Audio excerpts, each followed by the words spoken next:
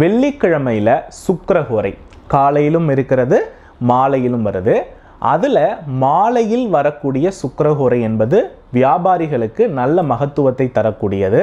ஏன்னா லக்ஷ்மி தேவி ஒடுங்கி அமரக்கூடிய நேரம் என்ற ஒரு தன்மை அந்த காலகட்டத்தில் தான் இருக்குது. அப்போது இந்த இடத்துல என்ன பண்ணணும் அப்படின்னா, கரெக்டாக இரவு 8 to 9 இந்த நேரத்தில் வரக்கூடிய சுக்கிரஹோரை காலகட்டத்தில் ஒரு சாதாரணமான வெள்ளிக்கிண்ணம் வாங்கிக்கோங்க. பொதுவாக வெள்ளிக்கிண்ணம் என்பது இன்றைக்கு எல்லாருடைய லட்சியத்திலுமே வெள்ளிக்கிண்ணம் வாங்கக்கூடிய அளவுக்கு நீங்கள் மைண்ட் செட் வச்சுக்கணும்.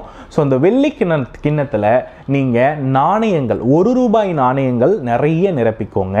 அந்த 1 ரூபாய் நாணயத்தை நிரப்பிட்டு அதையே நீங்கள் அஷ்டலக்ஷ்மியாக பாவிக்கணும். அந்த கிண்ணத்தை அந்த அஷ்டலக்ஷ்மியாக பாவித்து அதற்கு முன்னாடி லக்ஷ்மி ரொம்ப வசியமாகணும்னா அவங்களுக்கு பால், தேன், மஞ்சள் வாழைப்பழம் இது எல்லாம் அவங்களுக்கு பிடித்தது.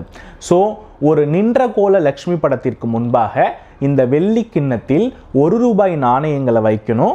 அதற்கு முன்னாடி ஒரு கிண்ணத்தில் பால், ஒரு கிண்ணத்தில் தேன், இன்னொரு கிண்ணத்தில் மஞ்சள் வாழைப்பழம் இதெல்லாம் வச்சு நீங்கள் என்ன பண்ணணும்னா நெய்வேத்தியம் பண்ணணும்.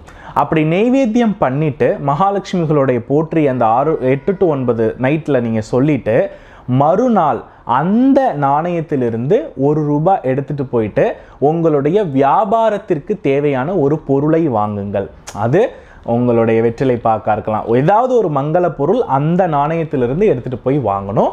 திரும்ப எடுத்த நாணயத்தை அன்று மாலை அந்த கிண்ணத்தில் சேர்த்துடணும்.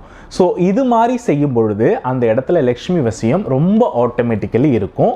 அது மட்டும் இல்லாமல் இப்போ இந்த பால் தேனை லக்ஷ்மி பூஜையில் யார் செய்கிறார்களோ அவர்கள் தான் சாப்பிடணும். ஏன்னா புதன் என்பது கடன் கரையணும். அப்போது இன்னொருத்தவங்க தானம் கொடுக்கும் பொழுது தான் அவங்க சாப்பிட்றது மூலம் தான் அது நமக்கு கரையும்.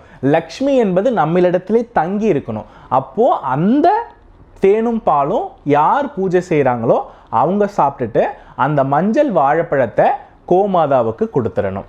ஸோ இந்த தேனும் பாலும் சாப்பிட்றதும் நீங்கள் பூஜை முடிச்சுட்டு சுக்கிரஹோரையிலே சாப்பிட்றணும். அந்த மஞ்சள் வாழைப்பழம் கொடுக்கறதையும் நீங்கள் என்ன பண்ணணும் அப்படின்னா அந்த சுக்கிரஹோரைக்குள்ளேயே கோமாதாவுக்கு கொடுத்துடணும். அந்த நாணயத்தை எடுத்து ஒவ்வொரு நாணயம் 1 ரூபாய் எடுத்து நீங்கள் முதல் பொருள் வாங்குறது ஒவ்வொரு நாளும் நீங்கள் 7 நாள்னா 7 காயினை எடுக்கணும். அதே ஈவினிங் நீங்கள் அந்த எடுத்த காயினை திரும்ப உங்கள் வியாபாரத்தில் வரக்கூடிய காயின் மூலம் திரும்ப அந்த 1 ரூபாயை வைக்கணும்.